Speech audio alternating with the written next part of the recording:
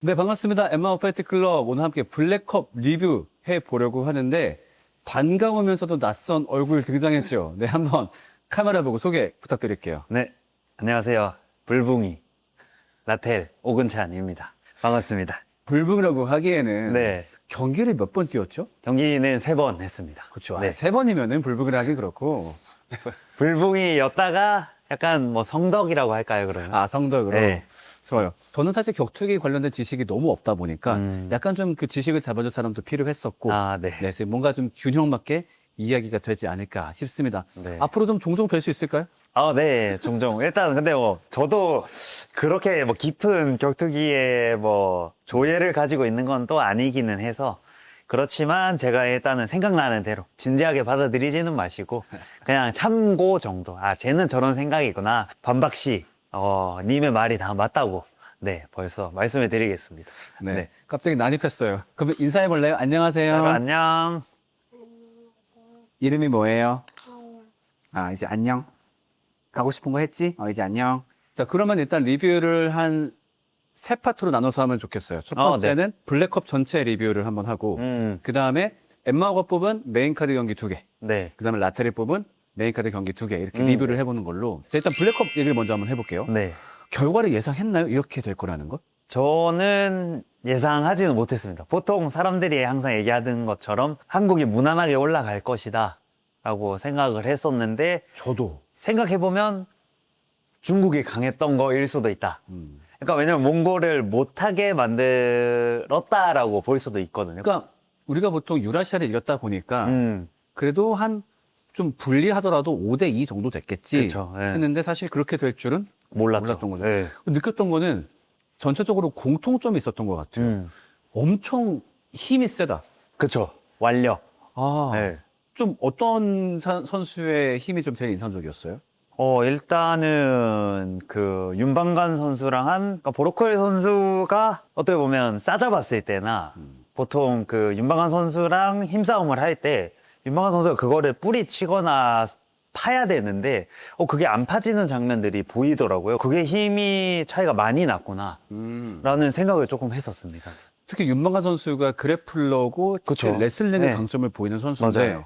포지션을 수입한 적이 거의 없었던 것 같아요. 그쵸. 거의 그 바텀에 있었으니까 네. 그래서 그 부분이 조금 충격적이긴 했습니다. 힘이 너무 세다. 근데 그런 모습이 거의 7선수한테 거의 공통적으로 나왔던 것 같아요. 맞아요. 네. 비교적 이제 쉽게 이겼던 영보스조차도 그 1라운드 때 계속 그 그립이 그쵸. 잡혀 있었잖아요. 네, 버기 초크. 네, 어설픈 그립이긴 했었지만은 그쵸.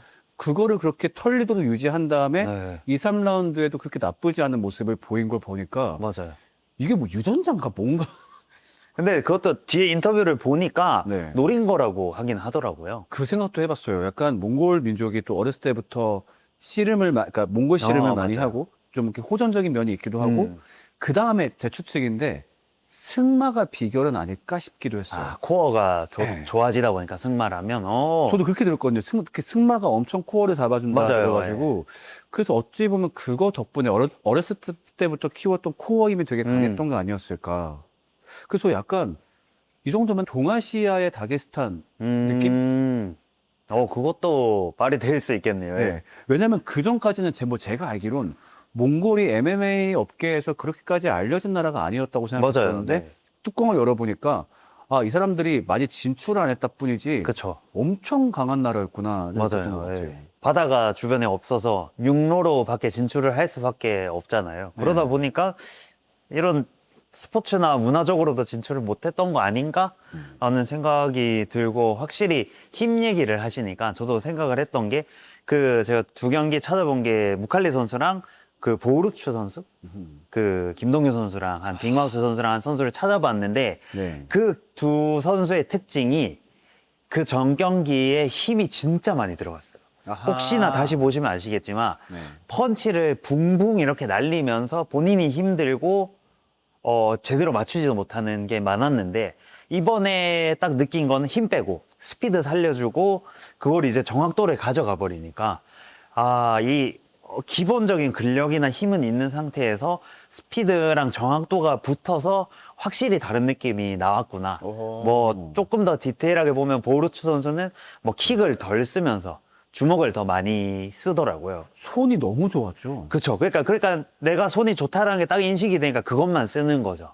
저는 개인적으로 블랙 컴뱃에서 봤던 경기들 중에 두 사람의 복싱 스킬이 가장 화려했던 경기가 아니었나 싶었어요. 맞아요. 네. 정말 그러니까 그 뭐 두 선수 모두 다 손 스피드도 너무 좋고 잘 보고 잘 치고 잘 피했다가 나중에 점점 이제 빅마우스의 볼륨이 어쩔 수 없이 줄어가면서 네. 이겼던 건데 와 정말 화려하고 정말 대가들의 경기를 봤던 느낌. 그쵸. 예. 그 빅마우스 선수가 뭐 김관장 경기 때도 마찬가지로 복싱 스킬이 진짜 좋고 투지가 좋은 선수인데 네. 이게 어쩔 수 없이 준비 기간이 짧으면 그 부분에 대해서 대비가 안 돼 있을 수밖에 없었던 것 같아요. 그래서 네. 처음에는 어느 정도 수싸움을 계속 가져갔는데 그게 시간이 지나면서 계속 기울어지는 게 보일 수밖에 없었죠. 예. 그게 궁금했어요. 감량 기간이 짧으면 네. 체력적으로 문제가 생기나요? 어떤 원리 때문이에요, 그게? 제 개인적인 생각으로 제 체감으로 말씀을 드리게 되면 체력이라는 거는 항상 역치를 찍어야지 그게 조금씩 올라가거든요. 바람막기를 하는 이유가 내 체력에 역치를 계속 찍어줘요. 그렇게 해야지 그 다음에 조금 편해져요, 진짜. 저번보다 30초 더 버티네? 진짜 짧게는 10초, 5초 더 버티네? 이렇게 느껴지거든요. 근데 그거를 하고 회복하고 다시 찍고 회복하고가 여러 번 반복되어야지 제 같은 경우는 그 5분 뭐 3라운드를 할 수 있는 15분을 채울 수 있는 체력이 만들어진다라고 보는데 시합 준비 기간이 아닐 때는 그 역치를 그렇게 너무 많이 찍으면 피로도가 너무 커서 일상생활을 하기가 좀 어렵긴 해요. 그래서 그 부분이 영향일 수도 있지 않을까라는 개인적인 생각이 있습니다. 체력의 한계를 좀 칠 기간이 있어야 되는데 맞습니다. 그게 짧다 보니까 체력적으로 문제가 발생하는 거군요. 그쵸. 궁금했어요. 그러니까 준비 기간이 짧은 거랑 체력이랑은 별 상관없지 않나 했었는데 네. 준비 기간 때 그렇게 역치를 찍는 작업을 계속 하는군요. 그쵸. 그게 그래서 두 가지를 예를 들 수 있는데 그게 심폐에 관한 부분이고요. 나머지 한 가지는 이제 근력, 근육이 찢어지고 회복되고 찢어지고 회복되고 반복되면서 이 근력이 충분해지면 힘을 내가 많이 써도 금방 회복이 되는데 그 근육을 완전하게 만드는 데까지도 시간이 좀 부족하기는 하죠. 그래서 빅마우스가 초장의 승부를 봐야겠다고 판단했을 수도 있겠네요. 그 부분이 있었을 거예요, 분명히.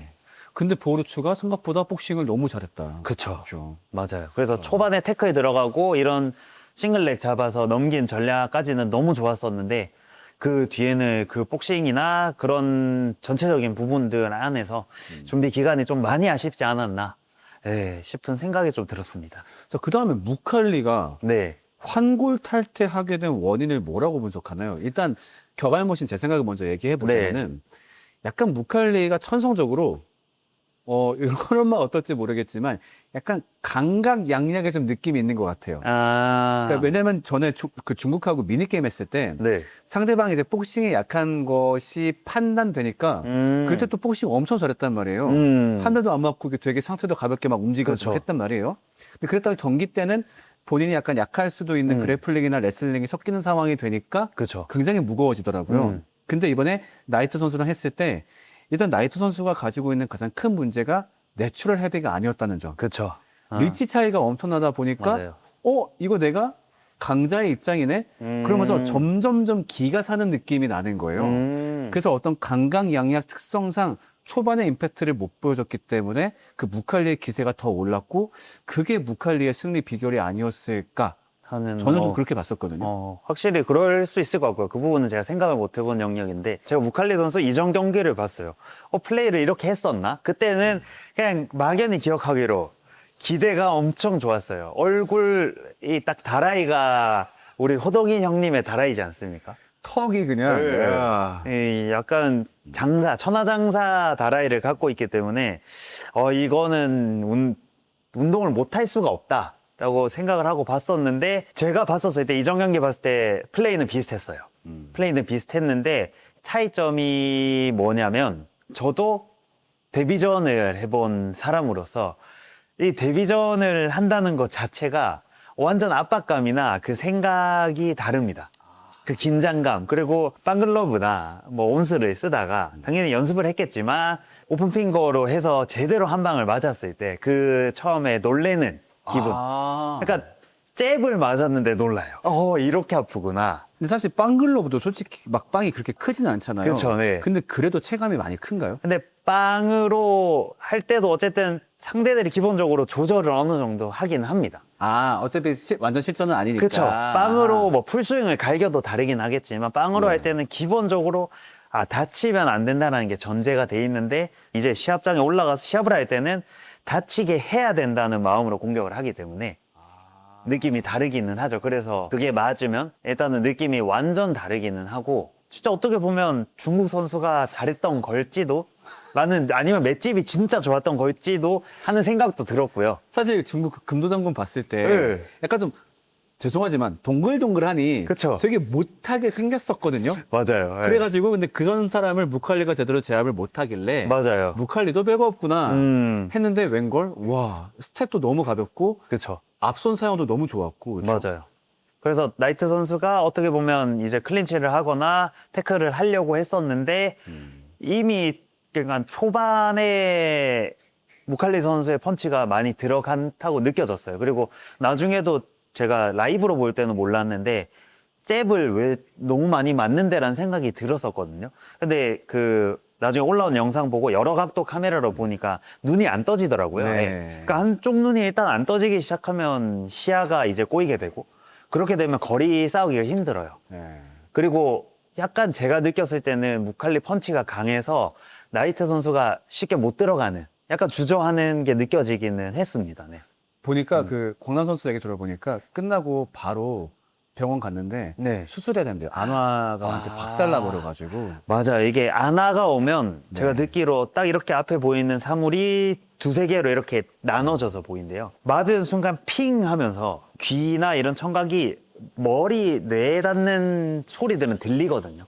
그러니까 내 이게 깨지는 게 느껴지거나 들리는 거예요. 나한테는. 아 의직의직하는 소리가. 그렇죠. 그러니까 이게 뭔가 이상한데 하는 소리가 들리는 거죠. 그러면 그때부터 그러니까 격투기를 하면서 보통 사람들이 말하는 게 내가 죽을 수도 있다라는 생각을 하고 올라가지만 과연 뭐 불구가 될 수 있다라는 생각하고 올라가겠지만 에이 그런 게 나한테 일어나겠어라는 생각을 솔직히 많이 해요. 당연히 그런 경우 많지 않으니까. 근데 그때부터는 내가 만약에 한쪽 눈을 잃으면 어떡하지?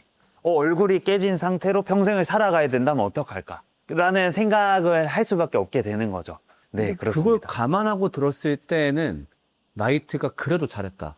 뭐 최선을 다한 거는 진짜 맞다고 생각합니다. 근데 기가 꺾이진 않았던 것 같아요. 맞아요. 마지막까지, 그러니까 나중에는 두 눈이 부은 상태에서도 마지막까지 들어가려고 했던 것 같거든요. 물론 임팩트는 주진 못했지만은 지금 말씀 듣고 나니까 정신력만큼은 절대 나이트 선수를 비난할 수 없다 생각이 드네요.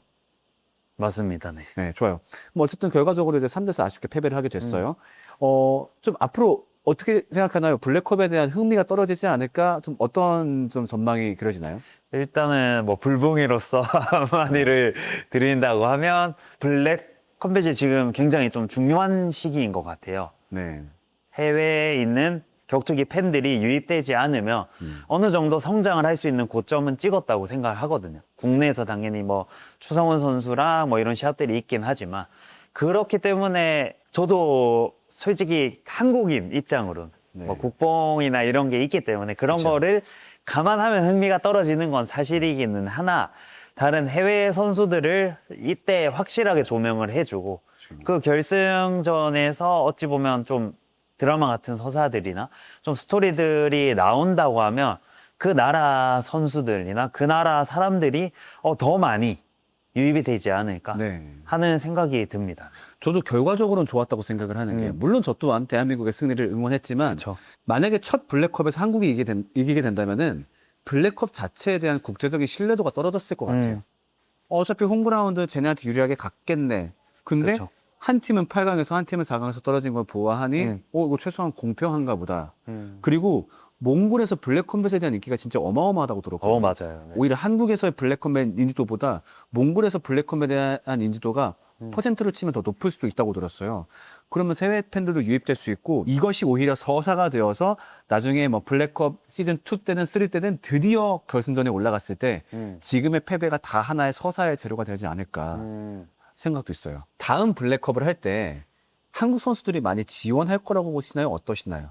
사실 이번에는 사실 그 처음에 이제 알파팀을 뽑는 오디션 했을 때 선수들 라인업이 좀 그렇게 좋진 않았었거든요. 맞습니다. 그러니까 네. 아무래도 선수들이 블랙컵은 에이 좀 약간 옛날 챔피언스 리그 대체라고 좀 보는 느낌이 있는 것 같더라고요. 그래서 넘버링급 선수들이 많이 안 나왔었는데 이 분위기를 보고서 야 다음번에 나가야 되겠다 할 수 있을 것 같거든요. 맞아요. 좀 네. 선수 입장에서 어때요? 블랙컵 출전에 대해서 앞으로 좀 선수들의 의견이나 어떤 열의가 좀 달라질까요? 일단은 보통 오디션이랑 달랐던 게 저는 어쨌든 제가 오디션도 나가보고 했으니까 네. 보통 오디션은 체중을 할 때 플러스 10을 줬어요. 어느 정도 준비가 안 된 선수도 나갈 수 있는 좀 폭이 넓었었다고 보면 이번 모집은 제가 알기로 플러스 5였던 걸로 알고 있거든요. 체중 기준 제한이 달랐어요. 그러니까 준비가 돼 있는 선수를 받겠다라는 부분이었던 것 같아요. 네. 그러다 보니까 조금 선수들이 많이 지원할 수 없었던 게 또 좀 아쉬웠던 것 같고요. 그래서 아마 바이퍼 선수도 플라이가 아닌 벤텀으로 나갔을 거예요. 한국 선수들은 제가 보기에는 더 많이 지원을 할 것 같습니다. 네. 맨 처음에 블랙컵이 열릴 때부터 솔직히 말하면 재미가 있겠어? 약간 좀 그런 느낌이 있었거든요. 근데 진짜 마지막에 윤만가 선수 이겼을 때 제가 여태까지 봤던 모든 블랙 컴백 경기 중에서 도파민이 제일 높았거든요. 아마 그 장면을 보고서 정말 많은 선수들이 지원하지 않을까. 그리고 국가대표라는 이름, 물론 이게 무슨 엘리트 체육회가 있어서 뭐 거기서 뽑고 막 그런 건 아니지만 그래도 국가대표라는 이름이 엄청난 무게감과 영광을 주는구나를 많은 선수들이 좀 느끼고 맞아요. 탐내게 되지 않았을까 싶어요. 확실히 블랙 컴뱃이 가져가려고 하는 거는 조금 더 세계적인 영역이다라는 부분을 확실히 보여주는 것 같습니다. 저도 MMA 7대7 대항전 보는 게 이렇게 재밌을 줄은 몰랐고 와 집에서 보는데 마지막에 빅마우스 경기 보다가 내가 지칠 정도로 그러니까 맞아요. 야 확실히 어쩔 수 없이 국가 대항전이라는 이름이 이 정도로 몰입을 만드는구나. 그래서 블랙컵은 어쩌면 해외에서도 카피할 만한 콘텐츠가 될 수 있겠다 싶었어요 진짜. 이런 국가 대항 한다는 것 자체가 스포츠로서는 너무 좋은 콘텐츠인 것 같아요. 네. 네. 좋아요. 그럼 마지막으로 블랙컵 MVP 국가 상관없이 한 네. 명씩만 뽑고 한번 얘기 맞춰볼까요? 먼저 말씀해 주시겠어요? 아 저는 지금 머릿속에서 네. 플라밍고와 빅마우스가 계속 왔다 갔다 하고 있는데 일단 플라밍고 그게 너무 멋있었어요. 킥 차면 일찍 끝날까봐 킥을 안 찼다고. 맞아, 인터뷰할 와, 때. 장난 아니야. 근데 그래도 빅마우스. 왜냐하면 빅마우스라는 사람이 어떤 사람인가, 그리고 빅마우스와 블랙컴뱃의 관계가 어떠한가 조금 더 많은 서사를 담아줬던 경기인 것 같아가지고 특히나 빅마우스라는 사람에 대해서 이 사람을 안 좋아할 수가 없게 된 계기였어서 네, 저는 제 MVP는 빅마우스 김동규 선수입니다. 몽골이 이겼는데 한국 선수를 뽑으셨네요. 어쩔 수 없네요. 그런가요? 제가 전에 듣기로는 정확하진 않지만 그 손호찬 선수가 시합을 뛰기 전에 손이 부러진 상태로 시합을 뛰었대요. 손이 부러진 상태였대요? 네, 이게 손이 많이 안 좋은 상태라고 알고 있고 아마 부러졌을 것 같은데 그러고 제가 시합을 다시 한번 봤는데 아마 뒷손인 것 같아요. 네. 그러니까 뒷손을 거의 못 쓰더라고요. 그래서 그 뒷손을 못 쓰는 상태로 그 시합에 올라가는 것 자체가 저는 좀 엄청난 용기라고 생각이 들어서 그 부분으로 지금 떠오르는 거는 일단 손유찬 선수이고 한 가지 더 그러니까 그 얘기를 듣고 좀 생각이 난 게 제가 만약에 그 시합을 준비했던 선수라고 해도 시합을 하다가 진짜 어디가 안 좋거나 다치거나 해도 대체를 구하거나 빠질 수가 없는 너무 구성이나 환경들이 갖춰져 있었던 것 같아요. 당연히 선수의 덕목이 몸 관리를 해야 되고 내 몸을 잘 만들고 안 다치는 것도 능력이라고 하지만 다음 블랙컵이나 이럴 때는 그런 좀 대체나 진짜 불가피한 상황에서는 선수 교체가 될 수 있는 방향이 좀 있으면 좋지 않을까. 이번 뭐 빅마우스 선수 때도 그렇고 언더독 선수도 그렇고 그런 상황들이 좀 있었다 보니까 좀 그런 대안이 있으면 더 좋지 않을까라는 생각이 그 얘기를 듣고 들었습니다. 저라도 참고 쪘을 거예요. 네. 확실히 그러니까 어떤 블랙컴뱃 지정 병원에서 뭐 진단서를 받으면은 대체를 하게 해주거나 아니면은 애초에 예비 로스터까지 포함해서 14명을 받거나 좀 그런 것도 좀 블랙 컴뱃 측에서 한번 생각해 볼 만한 옵션이지 않을까. 맞아요. 그런 부분이 되면 더 좋을 것 같은데 그게 저희가 이렇게 그냥 이렇게 입으로만 쉽게 떠드는 것처럼 쉽지는 않을 것이란 건 너무 잘 알고 있습니다. 그렇죠. 일단은 14명을 선발하는 게 쉽지가 않을 것 같아요. 맞아요. 네. 그 말 듣고 생각해 보니까 손우천 선수가 타격으로 끝까지 어떻게든 승부를 보려고 했단 말이죠.